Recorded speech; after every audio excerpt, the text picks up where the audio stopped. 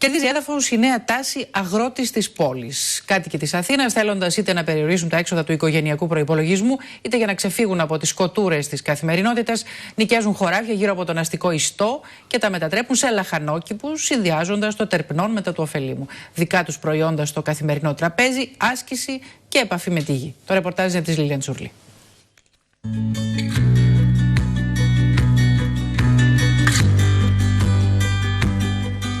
Ποτίζουν, σκαλίζουν και φροντίζουν τα μπουστάνια τους όπως τα έκαναν και στο χωριό. Μόνο που εδώ πρόκειται για Αθηναίους που μία ανάσα από το κέντρο της πόλης νοικιάζουν γη και με τη βοήθεια της Τζίλη και της Ρόζας προσπαθούν να επιστρέψουν στη φύση. Έχουν τα δικά τους αρζαβατικά αλλά ακόμη και αυγά. Μαζέψαμε τα αυγά μας.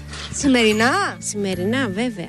Στη Νέα Μάκρη, η Γκέλη, αντιπρόεδρος κατασκευαστικής εταιρείας, έκανε restart στη ζωή της. Έγινε καλλιεργήτρια και καθημερινά βάζει στο σπίτι της μόνο τα δικά της λαχανικά. Αυτή τη στιγμή καλλιεργούμε χειμωνιάτικα λαχανικά, μπρόκολα, κουνουπίδια, κρεμμυδάκια, μαρούλια. Είναι με λίγα λόγια έρωτας. Δεν ξέρω πώς να το πω. Ξεχνάτε όλα. Τα ξεχνάμε όλα, ναι. Είμαστε αλλού. Σε μια άλλη γωνιά του κτήματος συναντήσαμε τον Σπύρο με τον γιο του Θοδωρή. Πήρε την απόφαση να νοικιάσει αυτό το κομμάτι γης προκειμένου να τρέφονται σωστά και οικονομικά τα παιδιά του, αλλά και να έχει δωρεάν ψυχοθεραπεία από την καθημερινή ένταση της πόλης και της δουλειάς. Λόγω δουλειάς ερχόμαστε Σαββατοκύριακο, έχουμε ένα δικό μας χώρο και καλλιεργούμε εποχικά προϊόντα. Το γνωρίζουμε ότι δεν έχει γίνει κάποια επεξεργασία και σίγουρα ειδικά για τα παιδιά είναι ότι καλύτερο. Πώς αισθανθήκατε με την πρώτη σας σοδιά? Περήφανη μπορώ να πω.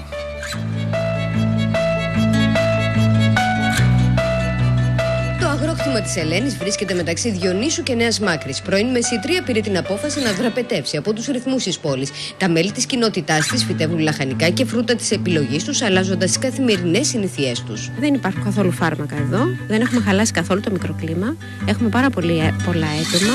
Πασχαλίτσες, πεταλούδες, μέλισσες. Είχαμε την ιδέα να ξαναγυρίσουμε πάλι λίγο στη φύση. Κάτι το οποίο μας έχει λείψει στην πόλη.